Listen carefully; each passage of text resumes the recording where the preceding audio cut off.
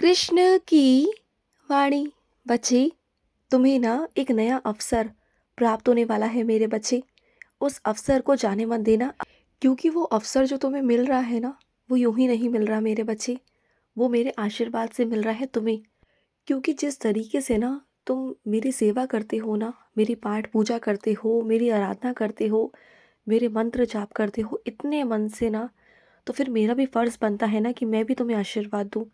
तो मैंने तुम्हें आशीर्वाद स्वरूप में तुम्हें अवसर दिया मेरे बच्चे।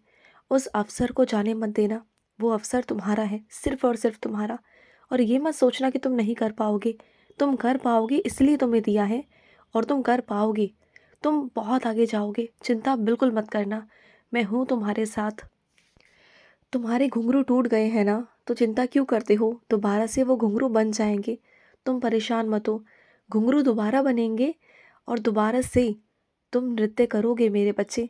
जैसे मैं करता हूँ, तुम्हारा खाना करता है ना, वैसे तुम भी करोगे। तुम्हें बहुत पसंद है ना नृत्य करना, तो तुम करोगे मेरे बच्चे, ज़रूर ज़रूर करोगे। और ना, चीज़ें तुम्हारे हिसाब से भी नहीं हो रही, मुझे मालूम है। चीज़ें थोड़ी सी तुम्हारे मन जैसी नहीं हो रही, तुम्हारे हिसाब से नहीं हो रही, जैसे होनी चाहिए। लेकिन क्या है ना मेरे बच्चे, जैसे जैसे तुम आगे बढ़ोगे ना, वैसे वैसे एक मोड़ आएगा। और उस मोड़ में जब तुम मुड़ोगे ना, तो जो वो रास्ता होगा ना, वो बिल्कुल तुम्हारे हक में होगा। बस तुम्हें यहाँ से वहाँ तक का सफ़र तय करना है। उसके बाद सब कुछ तुम्हारे मन जैसा ही होगा। तुम्हें अभी लग रहा है कि तुम्हारे मन जैसा नहीं हो रहा, लेकिन तुम्हारे मन जैसा ही होगा। बस वहाँ तक तो पहुँचो। वहाँ तक तुम पहुँच गए ना, तो फिर उसके आगे का जो भी रास्ता है ना, वो बहुत आसान है। सब कुछ बहुत आसान है, क्योंकि सब कुछ तुम्हारे हक में आ जाएगा ना। फिर तुम खुशी खुशी उस काम को करोगे। और जिस काम में खुशी से तुम करते हो ना, उस काम में तुम 100% देते हो। मैं जानता हूँ इस बात को। लेकिन यहाँ से वहाँ तक का सफ़र जो तुम्हें पसंद नहीं है ना, वहाँ तक तो मैं तुम्हारा पूरा पूरा साथ दूंगा, पूरा पूरा। ऐसा नहीं कि आगे नहीं दूंगा, दूंगा। लेकिन मैं जानता हूँ, अभी तुम अरुचि से करोगे, उसके बाद तुम रुचि से करोगे। और जब तुम रुचि से करोगे ना, तो मुझे इतना ज़ोर तुम पर नहीं लगाना पड़ेगा, लेकिन अभी लगाना पड़ेगा। और मैं लगा रहा हूँ तुम पर। तुम्हें धकेल धकेल करना आगे ले जाऊँगा। चिंता मत करना, तुम्हें रुकने तो नहीं दूंगा। मैं अपने उन बच्चों से बात करना चाहता हूँ जो बहुत गहरी सोच में रहते हैं। क्यों इतनी गहरी सोच में तुम जाते हो, जबकि तुम जानते हो कि तुम्हारा गाना तुम्हारे हमेशा साथ में है? फिर तुम क्यों मेरे बच्चे इतनी गहरी सोच में जाते हो? मत जाया करो।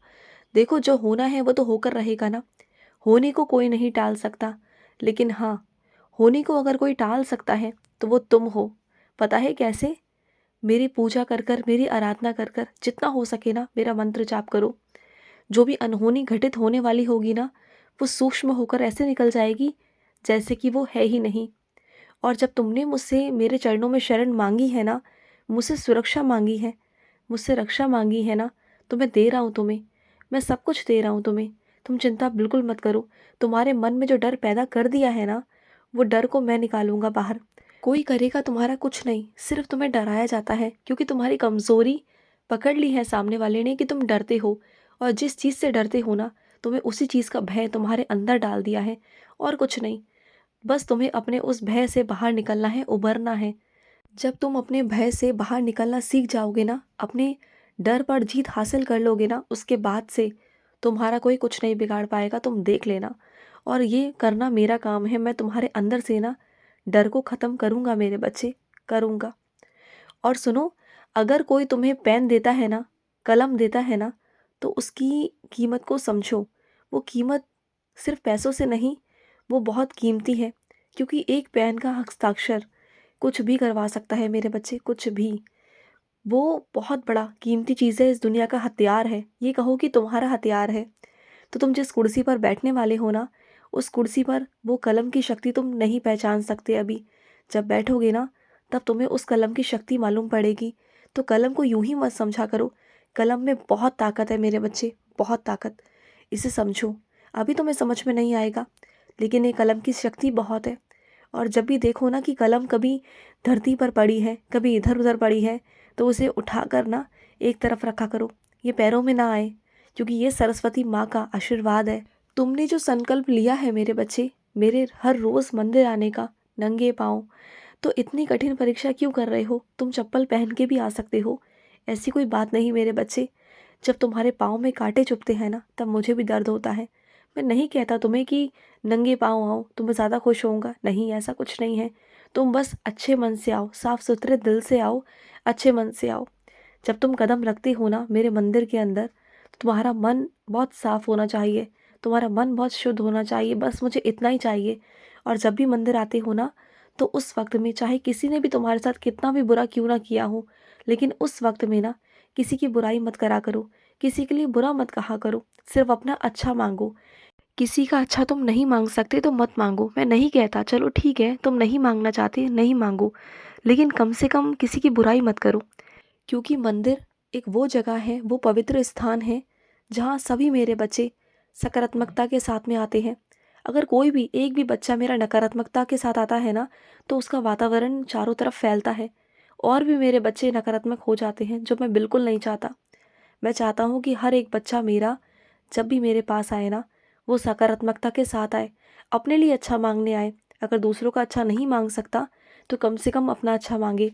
अगर वो अपना अच्छा मांगेगा ना, तो देखना सब कुछ अपने आप अच्छा हो जाएगा उसके जीवन में।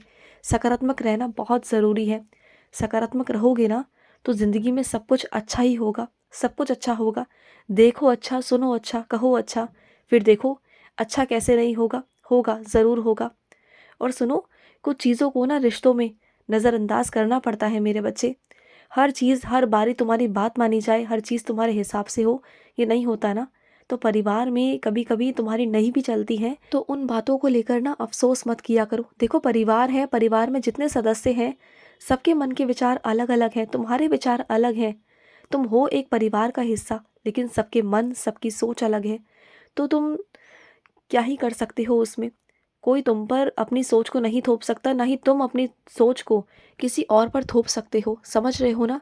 जब तुम्हें नहीं पसंद कि कोई अपनी सोच तुम पर थोपे, तुम अपने हिसाब से सारे काम करना चाहते हो, तो फिर तुम भी अपनी सोच को कैसे उन पर थोप सकते हो।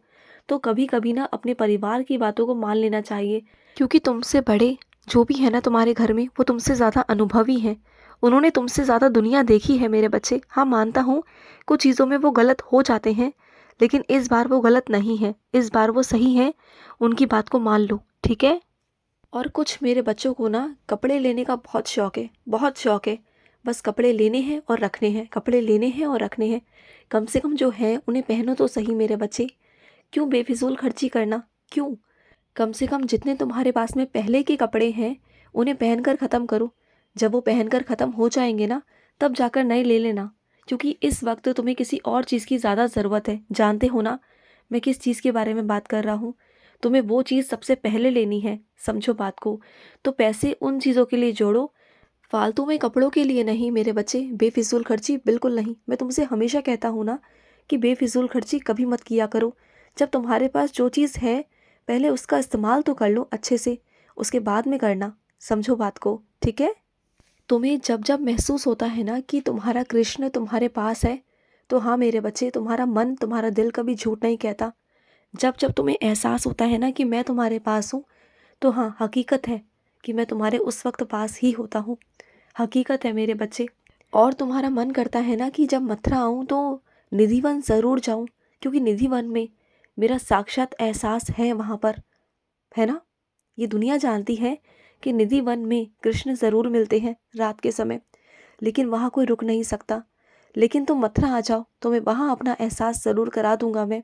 आ जाओ एक बार, तुम वहाँ साक्षात्कार देखोगे मेरा, साक्षात लीलाएं होती हैं वहाँ पर। आ जाओ एक बार, तुम्हें अपनी साक्षात दर्शन वहीं करा दूंगा। आ जाओ मथुरा, एक बार मथुरा आ जाओ, फिर तुम भूल जाओगे पूरी दुनिया।